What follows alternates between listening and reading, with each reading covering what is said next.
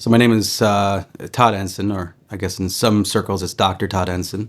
I'm the program manager for the Katherine Johnson Independent Verification and Validation Facilities Education Resource Center. So it's interesting history. 25 years ago, Ned Keeling was the director of the IV&V facility, and he felt deeply that education outreach was important, and every NASA center had an education resource center.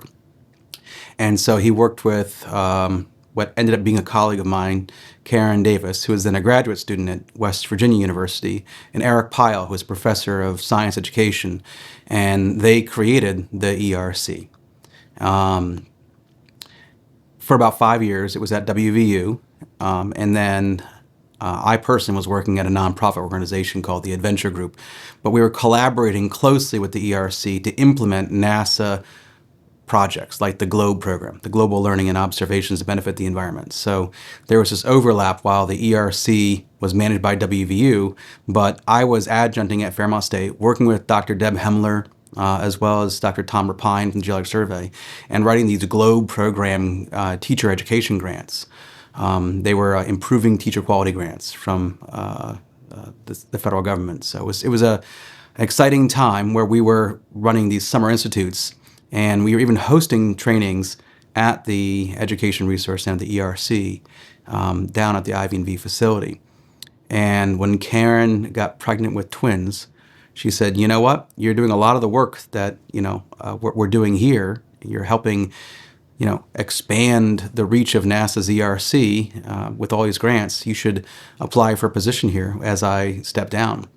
And so I was very fortunate that I was in the right place at the right time, doing the right thing, and was able to get a position at the ERC. But the program has, it's shifted. So we're just coming on 20 years now from management by WVU as a grant to management at Fairmont State University, with Dr. Deb Hemler being the principal investigator. So it's been a pretty wild ride. The ERC has significantly changed. When we began our work, our mission was exclusively to serve teachers and other educators. So we had no direct engagement with students, and that was part of the proposal. That was what we were asked to do, and that's what we implemented. So we did a lot of these educator workshops, and it turns out that the ones that were best attended were the ones where we had classroom kits.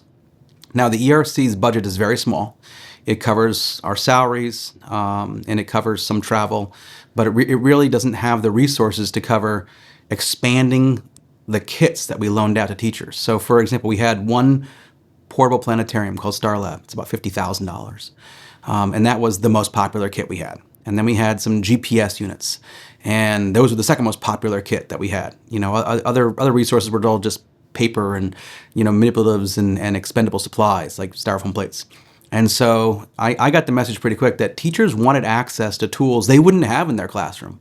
And so we started writing grants and asking for donors and sponsors to help us to expand our, what we now call the Loan and Learn program. Our kits, our STEM classroom kits that we train educators on, and then we loan out to those teachers who've been trained on them to use with their students.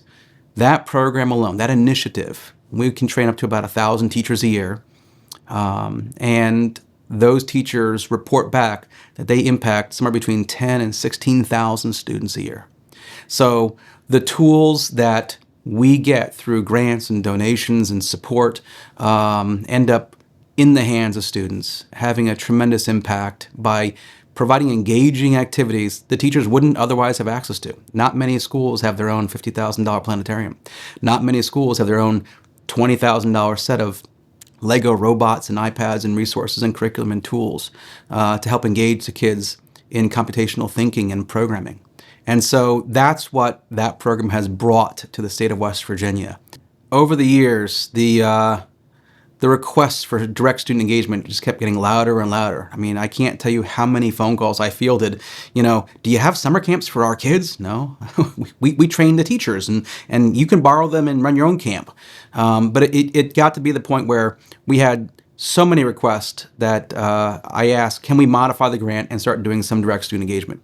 And around that same time, which is 2011, I was volunteering personally. I was heading up to Wheeling, West Virginia, to help out with this program that I thought was really cool called First Lego League.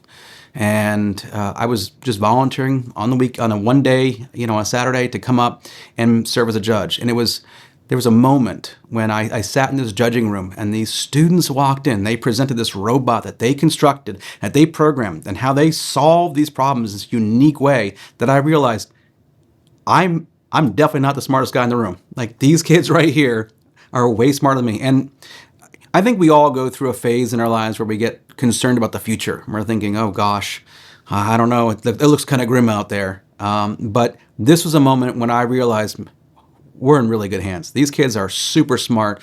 They're so kind and generous to each other, and they are really going to be the ones that I think help take our society into the future in a good way. And so participating in these first Lego League tournaments and these events became something that I really look forward to. So it was with great excitement that when we were asked, could the IV&V Facilities Education Resource Center host the next first Lego League state championship, that I asked, and we were permitted to hold this one event. Again, this was a shift from our historical target audience of just educators, and we were now shifting into supporting students.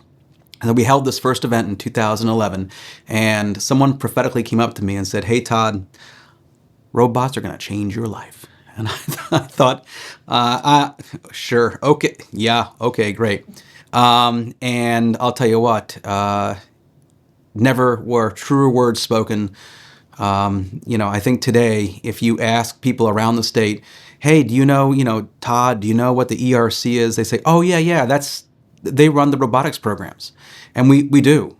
So our first Lego League tournament was incredibly successful. We went on to expand that program, radically, from about 50 teams to over 100 Lego League teams. And then it became, a program where we took on other initiatives. So we had VEX Robotics and then VEX IQ, and now we have aerial drones. And today, we don't have 50 robotics programs in one tournament like we did in 2011. We now have about 50 tournaments across the state, including a week-long state championship during spring break here, and we have almost 600 teams. So the number of students that are now engaged in competitive robotics has seen about a 400% increase. And personally, I spend almost every weekend traveling the state, driving a truck and trailer and setting up and running these tournaments. And I get to serve, it's my favorite part of my job. I get to interview these kids and serve as a judge. And I get a chance to talk to them. And when I talk to these students and I ask them, about their robot and about their team and about their roles, I like to finish my interview by asking them, so why do you do this? Like, what's in it for you? Like, why do you enjoy being on this robotics team? And I can't tell you how many students look at me and say, because I have friends now. Because now I'm part of a community. I have found my people, essentially.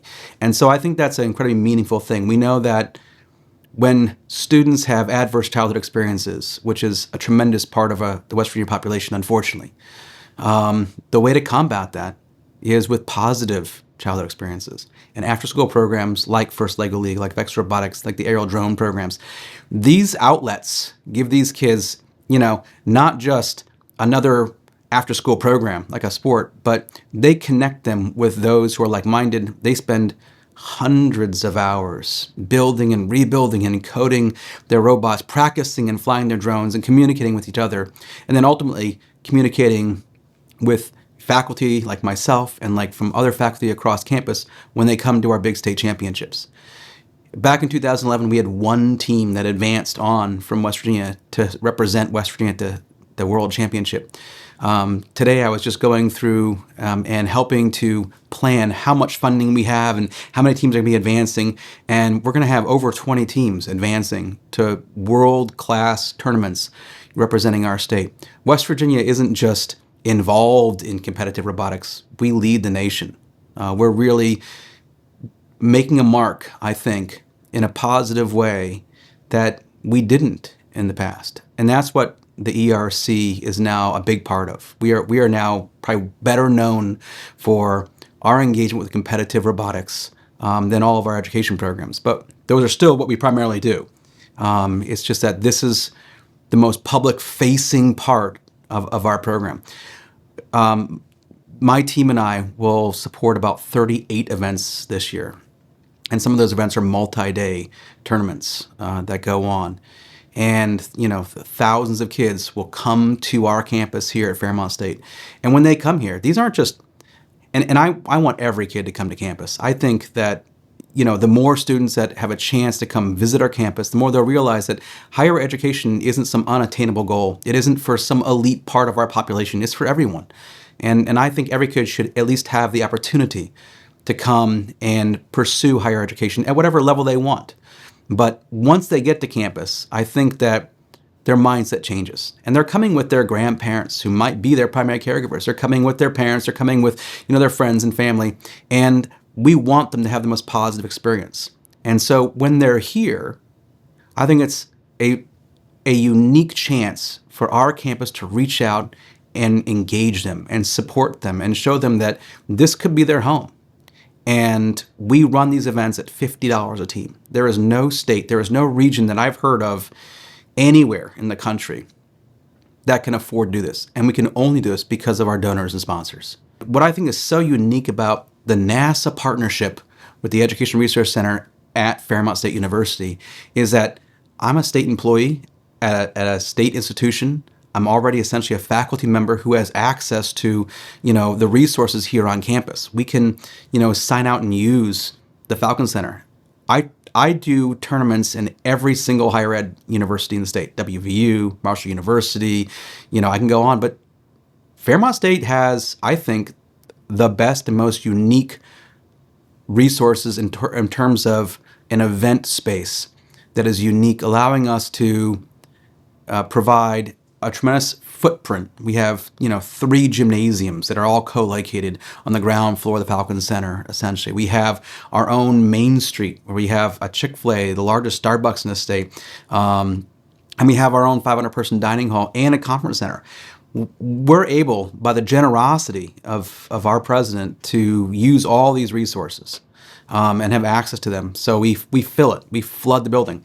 I've been told that other than some of the largest sporting events, it is the competitive robotics programs that bring in the most guests to our campus on a regular basis. And when I say we bring in thousands of students a year, it's not an exaggeration. Why are these competitive robotics programs, so engaging and so successful here in West Virginia? And I personally believe it's the people. I think that, I was not born in West Virginia, and so I'll never be able to say I'm born and raised here, but I've been here for almost 25 years, and I feel like a West Virginian through and through. But the culture of our state is one where we kind of rely on ourselves. I don't feel we look for handouts from others. If something breaks, I think our cultural tendency is to fix it, and that is what robotics is all about. When the robot breaks, you have to go back and fix it. You can't wait for the part to be shipped or for someone else to go service it. You get out your saw and you get out your pliers and you start putting that robot back together again, and you get back out for your next match. And I just think that's it syncs and links up with the way that folks here in West Virginia feel about themselves. It is really fascinating to look at the cross-section of students and their families who are engaged in competitive robotics. We have what you might think is obvious, faculty members and their kids, folks who are, mechanical engineers and their students. But we have folks from every walk of life. I have folks who drive trucks, who are welders, who, we have white collar, blue collar, every collar, who are engaged in robotics, and they all see it as valuable. They all believe in the importance of teaching kids to be self-reliant, to be able to think on their feet, to be able to fix something that's broken, to be able to program it. And they understand that this is the future, that, we're not going to necessarily be driving our cars, in the future. We're going to have cars that drive themselves. But who's going to fix that? And I think that these programs that the ERC provides, our classroom kits, that give students access to building and programming robots, are competitive programs that give these kids an opportunity to become the best in their area, in their field. These are the ones that are going to give the kids the skill sets that they need for the future. And I think that's why it's so important that the ERC is partnered with Fairmont State University in this mission, this vision of making STEM accessible for all. And I think those are important values that we project and ones that we help teachers provide to kids at every single level.